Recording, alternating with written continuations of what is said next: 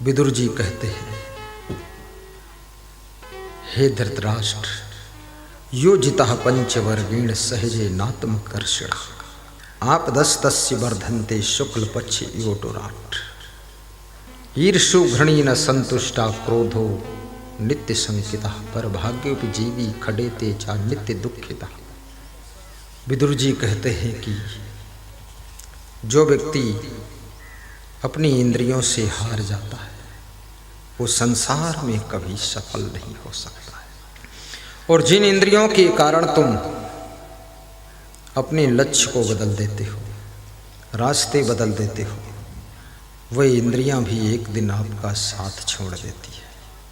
धीरे धीरे आंख देखना कम कर देती है, धीरे धीरे जीभ बोलना भी कम कर देती है। बुढ़ापा आ रहा है, धीरे धीरे कान सुनना कम कर देते हैं, धीरे धीरे पैर चलना कम कर देते हैं, धीरे धीरे हाथ काम नहीं करते हैं, धीरे धीरे दिमाग सोचना भी कम कर देता है। और धीरे धीरे सब वही भजन आ जाता है, चली जा रही है उम्र धीरे धीरे चली जा रही है, उम्र धीरे धीरे चली जा रही है। 50 साल की उम्र के लोग भी सोचते हैं कि मैं अभी बच्चा हूँ, कच्चा हूँ, अभी बहुत कुछ करना है, उम्र बाकी है। गौर से देखो, 50 साल के यदि तुम हो चुके हो, 2-4 साल और कुछ कर पाओगे, बस खत्म कहानी तुम्हारी। तुम संभलते ही रहे, जिंदगी चली गई, संभल ही नहीं पाए।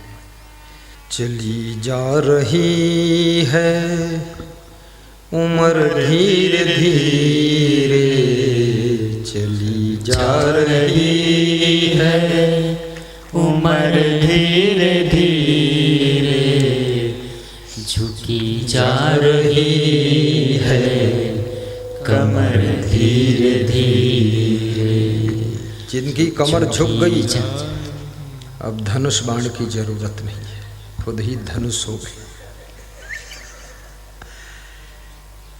चली जा रही है उम्र धीरे धीरे झुकी जा रही है, कमर धीरे धीरे घटी जा रही है, नजर धीरे धीरे घटी जा रही है, नजर धीरे धीरे झुकी जा रही है, कमर धीरे धीरे।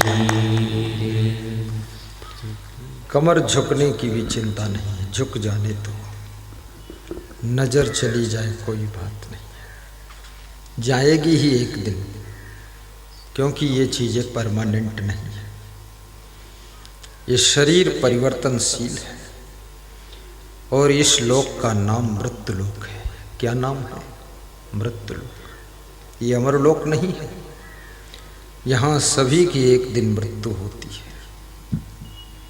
जन्म के साथ में मृत्यु जुड़ी हुई है और जन्म मृत्यु के बीच का जो टाइम है उसको जीवन कहते हैं। जीवन जीना एक चुनौती है और जीवन को कितने महान पुरुषों ने संघर्ष भी कहा है। स्ट्रगल इज ए लाइफ, जीवन एक संघर्ष है। परंतु मैं कहूँगा संघर्ष उनके लिए है जो गलतियाँ बहुत करते हैं। बाकी जीवन स्ट्रगल इज ए लाइफ, मैं तो कहता हूँ रिलैक्स इज ए लाइफ। जीवन एक विश्राम भी है, बड़ा आनंद है, बहुत सुख है। कला चाहिए सुख लेने की, सुख पाने की कला चाहिए। ये संसार सबके लिए वही संसार है, वही सड़क है और उसी सड़क से सब आए। कुछ लोग यहाँ तक पहुँचे हैं, कुछ लोग सड़क किनारे गड्ढे में गिर गए हैं, कुछ लोग दूसरे टांग तोड़ के मारपीट करके उधर ही थाने में खड़े हैं। कैसे चलना है? जिंदगी की सड़क पर जीवन की गाड़ी को कैसे चलाना चाहिए। मन डोलना नहीं चाहिए। काम, क्रोध, लोभ, मोह, ईर्ष्या, द्वेष और अहंकार, ये 2-5 चीजें ही हैं जो मनुष्य के मन को विचलित करती है। ज़्यादा लंबा चौड़ा अध्याय नहीं है। बस काम, क्रोध, लोभ, मोह, अहंकार, ये मेन तो 5 है। ये 5 जिसके बस में है उसकी जिंदगी के कांटे भी फूल बन जाते हैं। और इनको नियंत्रण में रखिए। जैसे आग चूल्हे की नियंत्रण में रहती है तो भोजन पकाकर पूरे घर को खिलाती है, लेकिन आग चूल्हे की सीमा से जब पूरे घर में फैल जाती है, नियंत्रण को तोड़ती है, तो घर और घर वालों को जला देती है। ये वही आग है। ये काम, क्रोध, लोभ, मोह, अहंकार, ये सब नियंत्रण में रहेंगे तो आपकी जिंदगी में कोई डिस्टर्ब नहीं होगा। और जब नियंत्रण की रेखा को पार करेंगे तो आपकी जिंदगी तहस नहस होना शुरू हो जाएगी। इसलिए इनको बस में रखो। काम वासना पर भी आपका कंट्रोल होना चाहिए। ये चंचलता, क्रोध पर भी कंट्रोल होगा। कितने लोगों को बहुत क्रोध आता है। क्रोध के कारण सब रिश्ते टूट गए। क्रोध के कारण माँ बाप छूट गए। क्रोध के कारण सास ससुर दूर हो गए। क्रोध के कारण भाई भाई में बोलचाल बंद हो गई। कुछ नहीं है, गुस्सा गुस्सा गुस्सा। भाई बहन का आना जाना बंद हो गया। इतना भयंकर क्रोध है, सिंह बाघ से ज्यादा क्रोध है। लेकिन ये क्रोध करने वाले की भी एक दिन मृत्यु होगी। कितने क्रोधियों को मैंने कहते सुना है कि अब इस जिंदगी में तो उनसे नहीं बोलूँगा, मर जाऊं तो भले ही कौवा मेरा हाड़ लेकर उनके घर पहुँचा दे। कौवा को क्या गर्ज पड़ी कि तुम्हारा हाड़ उनके घर में पहुँचाए। कौवा कोई ट्रक थोड़े है जो हाड़ ढोता है। कहीं न कहीं मन में इच्छा है कि मेरी बहन के घर मेरा मरा हुआ हाड़ ही पहुँच जाए। कौवा पहुँचा दे। अरे कौवा क्यों, तू जिंदा हाड़ पहुँचा दे, बहन के पैर छू ले, क्षमा मांग ले, गम खा ले, छोटा बन ले, क्या फर्क पड़ेगा। ये क्रोध तुमको गरीब भी बनाता है। क्रोध आपको ऊंचे से ऊंचे पद से भी वंचित कर देता है। क्रोध और अहंकार आपको बहुत बड़ी ऊंचाइयों पर पहुंचने से भी रोक देता है। ये क्रोध जन जन में आपका विरोध खड़ा कर देता है। इसलिए सहन शक्ति को बढ़ाओ। अभी एक सज्जन मुझसे मिले थे, कह रहे थे कि पिताजी ने मुझको जमीन नहीं दिया, दूसरे भाई को सब लिख दिया है। तो हमने कहा पिताजी के दिल को जीतो। बोले दिल को क्या जीतो, देखो इंद्रदेव आ गए अपनी ताकत दिखाने के लिए।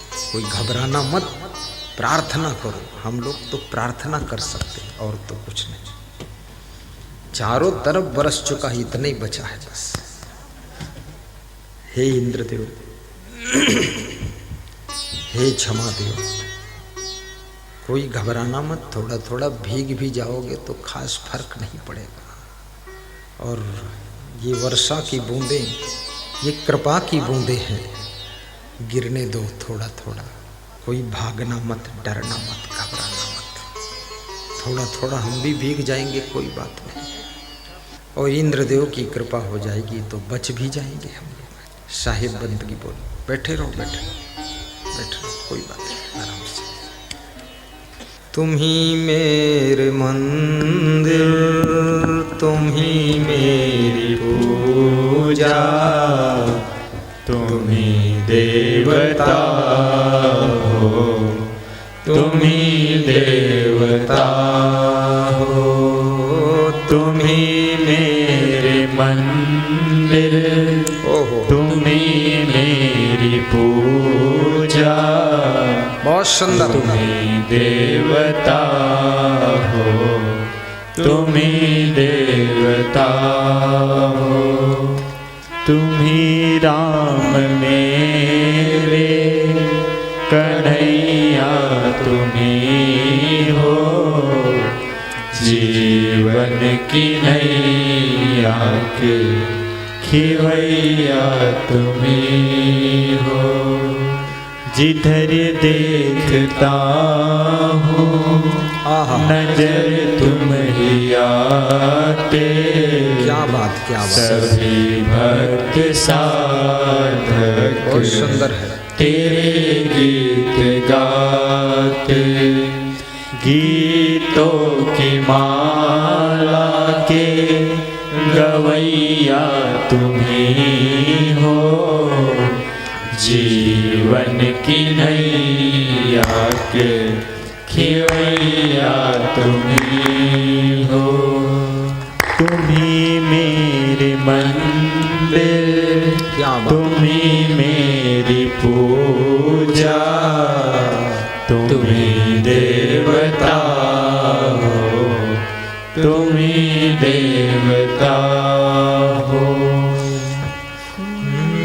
तुम ही राम मेरे कन्हैया तुम ही हो, कोई डरना नहीं, जीवन की नैया के खिवैया तुम ही हो। सब धैर्य रखना। तुम ही राम मेरे बहुत सुंदर, कन्हैया तुम ही हो, धन्यवाद। जीवन की नैया के खिवैया निर्मल कोई मेरी आँखों को नागेश्वर जी नंदेला, समझे, रमेश चंद्र जी संगीतला, क्या राजेंद्र सिंह राठौर कि तुम कन्हैया लाल जाट, नंदी लाल संगीतला, भरत लाल पंचाल, बलराम सिंह राठौर, तुम ही मेरी पूजा, तुम ही देवता हो, तुम ही देवता हो। तुम ही नातेदार हो, तुम ही मेरे यार हो, तुम ही मेरे जीवन स्वामी, तारक सरकार हो। तुम ही मेरे जीवन स्वामी, तारक सरकार हो, तुम ही मेरे जीवन स्वामी, तारक सरकार हो। तुम ही नातेदार हो, तुम ही मेरे यार हो, तुम ही मेरे जीवन स्वामी, तारक सरकार हो। बोलिए सद्गुरु भगवान की जय। सीधे बैठ जाए। तुम्हारी प्रार्थना सुन ली गई है, लेकिन इंद्रदेव सूचना दे रहे हैं कि छोड़ूंगा नहीं। कोई बात नहीं, प्रार्थना ही तो कर सकते हैं। गुरु से प्रार्थना, सबसे प्रार्थना। इस मृत्युलोक में सबको निर्धारित समय मिला है, अलग अलग टाइम जीवन का मिला है। जिस क्षेत्र में तुम हो उस क्षेत्र में तुमको चमत्कार करना चाहिए। यदि तुम गृहस्थ आश्रम में हो तो अपने गृहस्थ आश्रम को धन्य बनाइए, कलह कलेश का केंद्र मत बनाइए। गृहस्थ आश्रम, भगवान श्री राम के पास भी तो गृहस्थ आश्रम ही था। संघर्ष को उन्होंने विश्राम बना लिया था। कठिन संघर्षों के बीच में भी भगवान श्री राम मुस्कुराते रहते थे। गरीबी में भी मुस्कुराना सीखो, दुख में भी हंसना सीखो, कष्ट में भी खुश रहना सीखो। जैसे कांटों की गोद में गुलाब का फूल खिलता है, ऐसे जीवन में कितने ही कष्ट के कांटे हों, लेकिन आपका जीवन गुलाब की तरह खिलना चाहिए। गृहस्थ आश्रम में पत्नी का बहुत बड़ा रोल होता है। मनोबल को बढ़ाना ये हर पत्नी का धर्म है। पति के मनोबल को डाउन ना होने दो, हिम्मत बढ़ाने की बात करो। और यदि मनोबल आपके पास में है, अभी मैंने क्या कहा, आपका मनोबल ही तो बढ़ाया, आपके ऊपर छतरी थोड़े लगाया, आपको धैर्य आ गया। ऐसे जीवन में मनोबल की आवश्यकता है। मनोबल, तपोबल, आत्मबल, तेजबल, ओजबल, बुद्धिबल, जनबल, धनबल, कुटुंबल, ये सब बल होते हैं और सब बल से श्रेष्ठ मनोबल है। आप बुद्धिमान भी हैं, लेकिन आपका मनोबल कमजोर है तो आप हार सकते हैं। कृष्ण अर्जुन का मनोबल महाभारत के युद्ध के मैदान में बढ़ाने का काम कर रहे हैं। कृष्ण लड़ते नहीं हैं, लेकिन लड़ने वाले का मनोबल बढ़ाते हैं। आपके साथ में एक व्यक्ति ऐसा होना चाहिए जो आपका मनोबल बढ़ाए। हमेशा तुम कहा करो धन्य हो। अपने पुत्र का भी मनोबल बढ़ाओ। आज हमारे पास में श्री राजेश पुरोहित शिक्षक क्यामपुर से पधारे खड़े हुए, कह रहे थे बेटे का भाग्य आपके आशीर्वाद से उदय हो गया। लगता है गुरुदेव बहुत योग्य बनेगा। आपके दर्शन पाकर मनोबल उसका बढ़ गया है और अब पढ़ने में इतना डूब गया है। हम लोग कहते हैं आओ जरा टीवी देख लो, थोड़ी देर कुछ सुन लो प्रवचन या न्यूज, बोलता है बस ठीक है। तो मैंने कहा जो विद्यार्थी टीवी और बीबी से बच गया वही तो सफल होगा, और जो विद्यार्थी रात दिन टीवी देखता है और जिसकी देखो उसकी बीबी देखता है वो विद्यार्थी फेल हो जाता है। तो उनके साथ में एक भक्त और बैठा था, दिलीप पोरवाल, बहुत हंसा, लोटपोट हो गया कि टीवी और बीबी गुरुदेव ने मैच करा दिया। दूसरे की बीबी में भी आकर्षित मत हो, दूसरे के पति में भी आकर्षित मत हो, क्योंकि वो संपदा दूसरे की है। उसको देख करके शुभ कामना करो कि जाओ सुखी रहो, और कभी मन को विचलित न होने दो। ऐसे कबीर कहते हैं कि मन तो स्वाभाविक चंचल रहता है। ई मन चंचल ई मन चोर, ई मन शुद्ध ठगहार, मन मन करते सुर नर मुनि जहड़े मन के लक्ष्य द्वार। चंचलम ही मना कृष्णा प्रमाथि बलवद दृढ़म तस्याहम निग्रहम मन्ने वायु ऋषु दुष्करम। मनयो मनुष्याणाम कारणम बंध मोक्षयो बंधाय विषया संगो मुक्तो निर्विषयम मना। मन ही मनुष्य के बंधन और मोक्ष का कारण है। सारा खेल तुम्हारे मन का है। जिसने मन को संभाल लिया उसका जीवन मंदिर बन जाता है, और जो मन को नहीं संभाल पाया वो मंदिर को भी अपना घर बना देता है। कितने पुजारी मंदिर में पहुंचे तो मंदिर खत्म, पुजारी का घर हो गया, सब खत्म।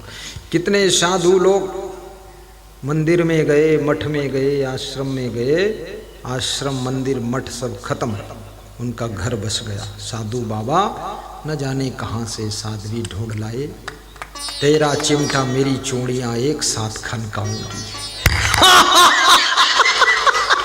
बहुत नालायक लोग हैं संसार में, बेशरम भरा हुआ। क्या करोगे? सब मंदिर आश्रम खत्म कर दिया, उसके अंदर कुछ और गड़बड़ कर रहे। मंदिर को मंदिर ही रहने दो, आश्रम को आश्रम ही रहने दो।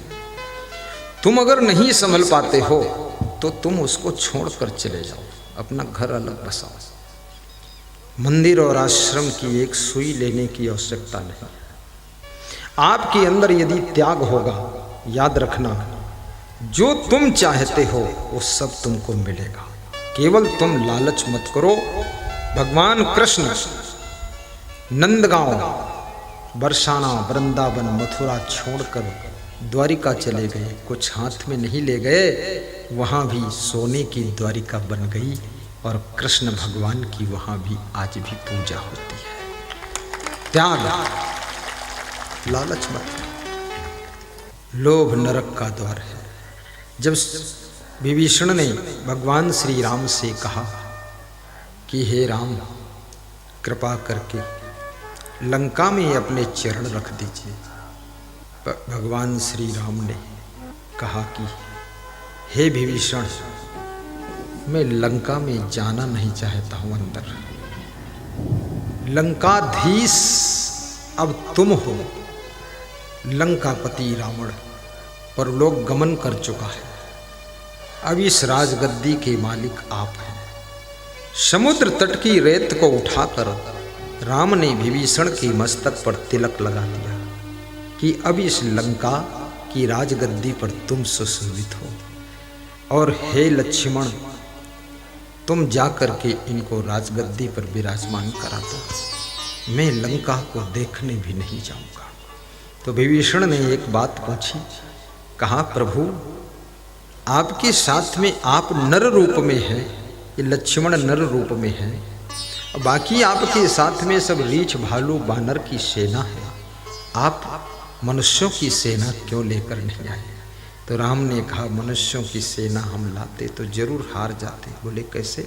बोले रावण सबको आधा आधा किलो सोना दे देता, ये लालची सब उसी पक्ष में चले जाते और मेरी हार हो जाती। ये रीछ भालू बानर सोना चांदी से इनको कोई मतलब नहीं, इसीलिए जीत हो गई। लालची आदमी यदि आपके साथ में है तो वो तुमको हार ही देगा, वो जीत नहीं दे सकता है। इसलिए लोभी आदमी का भरोसा छोड़ दीजिए, क्योंकि वो कभी भी आपको धोखा दे सकता है। भगवान श्री राम बहुत बड़ी बात कहते हैं। बाली का वध करके सुग्रीव को राजगद्दी संभलाया। सुग्रीव ने कहा, प्रभु चलो चरण रखो, राज्य को पवित्र करो। राम ने कहा, नहीं, मेरे पिता ने मुझे वनवास दिया था, किसी के राज्य में जाने का आदेश नहीं दिया था। मैं किसी की गद्दी नहीं लेना चाहता हूँ, लेकिन गद्दी पर जो रद्दी लोग बैठे हैं उनको उतार देना चाहता हूँ और गद्दी पर अच्छे लोगों को बिठा देना चाहता हूँ। मैं गद्दी के लिए वनवास नहीं आया हूँ, रद्दी लोगों को गद्दी से उतारने के लिए आया हूँ। कितनी गद्दियों पर रद्दी लोग बैठ जाते हैं, कितने प्रदेश के मुख्यमंत्री पद पर रद्दी लोग बैठे हैं। रद्दी है, पूरे प्रदेश की भद्दी हो रही है। मुख्यमंत्री की गद्दी भी फंस गई रद्दी आदमी के हाथ। कितने प्रदेशों में तो जातिवाद में गद्दी फंसी है, कितने प्रदेशों में तो मजहब का जहर गद्दी पर प्रभाव डाल रहा है, कितने प्रदेशों में लालची लोगों के हाथ में गद्दी चली गई है। उनके साथ में वही लालची लुटेरे सब जुटे हुए हल्ला मचा रहे हैं कि जय हो, जिंदाबाद, मुर्दाबाद, अब कर दूंगा बर्बाद। ऐसी नारेबाजी हो रही। अच्छे लोग गद्दी पर आ जाए, चाहे वो राजगद्दी हो, चाहे किसी मठ की गद्दी हो या आश्रम की गद्दी हो, हर गद्दी पर चरित्रवान, महान, गुणवान, बुद्धिमान लोग सुशोभित होना चाहिए। तो याद रखना, जन जन को सुख मिलता है, धर्म की रक्षा होती है और सबकी उन्नति होती है और सभी को शांति मिलती है। आगे बुला लो माताओं को, हाँ आगे बुला लो, पीछे बिठा दो, बीच में पंडाल खाली है। देखो पंडाल भी यहाँ अद्भुत लगा हुआ है, आगे पंडाल, पीछे पंडाल, बीच में खुला। ना जाने कौन डिजाइन बनाया है भाई। मैं भी सोच रहा था, पहली बार ये डिजाइन देखा हूँ, कहीं उस डिजाइन में मैं नहीं फंस गया जो मेरे ऊपर खुला होता। वो डिजाइन भी बुद्धिमानी से बनी थी कि ठंडी है इसलिए थोड़ा किसी किसी को धूप चाहिए तो बीच में धूप कर देंगे। लेकिन इंद्रदेव भी बुद्धिमान है, बोला ना धूप होने दूंगा ना ठंडी होने दूंगा, पानी बरसाऊंगा, तुम क्या करोगे? बहुत मुश्किल है। और ये जल नहीं बरस रहा है, ये भी याद रखना। ये अमृत की बूंदें हैं, जिस गेहूं और चना के खेत में ये गिर जाएंगी, लहसुन के खेत में दुगनी फसल आएगी, दुगनी फसल आएगी।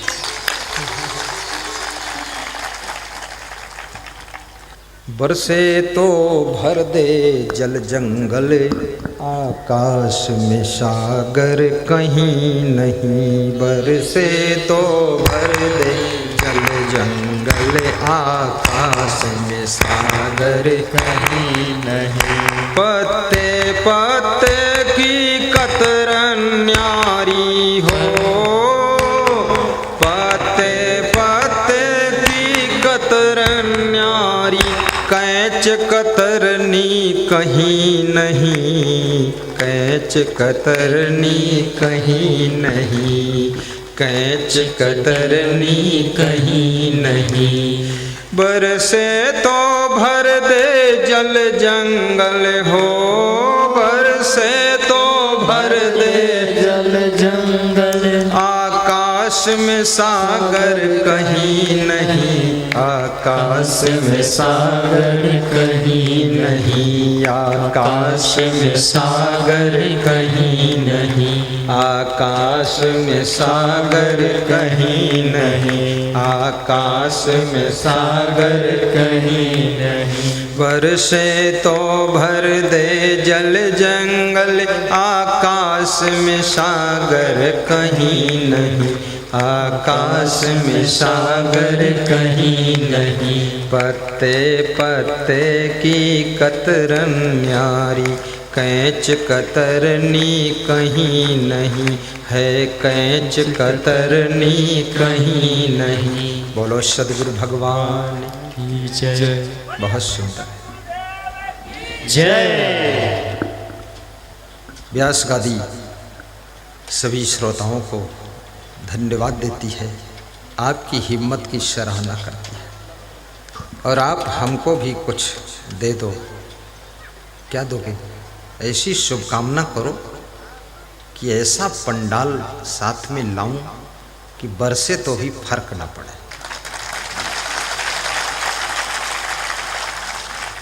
ऐसी ताली से कुछ नहीं होगा, जोर से।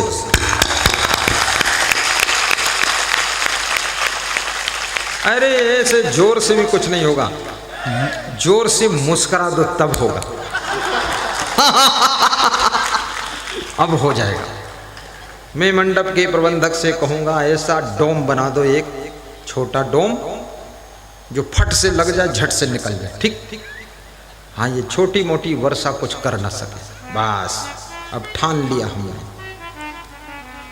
अरे ऐसा बोलूँगा तो इंद्र जी और नाराज होंगे कि देखो गलत बोल गया, मैं चूक गया। चलो इंद्र जी, अपने शब्द वापस लेता हूँ, तुम अपनी पानी वापस ले लो। साहिब बंदगी।